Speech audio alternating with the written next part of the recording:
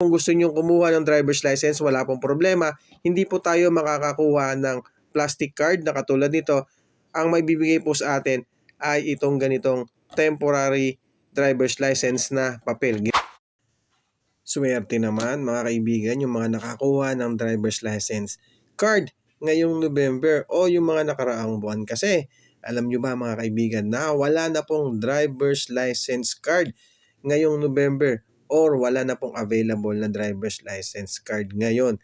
Bakit po? Kasi po sabi ni LTO mga kaibigan ay naubos na or dahil sa junction sinasabi nila or baka lang mayroong pang problema sa supplier ng mga driver's license. Pero sabi nga niya, yung mga nag-renew or mga na-expired noong May tsaka June, may makukuha pa daw na driver's license card o plastic card. Kung totoo nga, kasi may nag-message na sa atin or may nag-comment na rin na wala na raw po siya lang nakuhang driver's license card o yung plastic card sa mga mall na pinuntahan nila kahit nag-expired yung kanyang lisensya noong May. Ito yung driver's license o yung plastic card na ini-issue ni LTO. Ito yung may 3 stars. Ayan. Tapos may selyo na ganyan. So, swerte. And congrats sa mga nakakuha ng mga plastic card na katulad nito.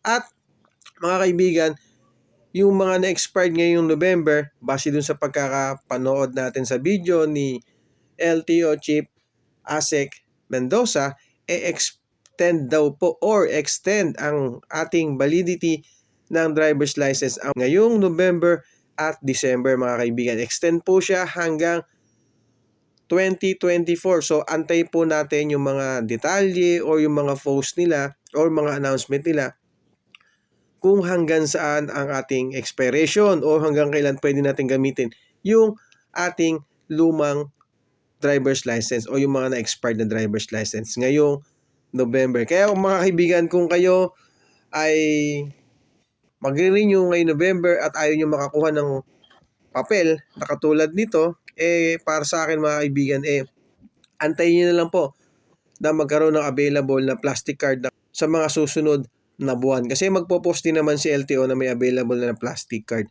ngayon. Inulit ko, mga kaibigan, November ay extend po ang validity ng ating driver's license. Ngayon, kung gusto nyo kumuha ng driver's license, wala pong problema.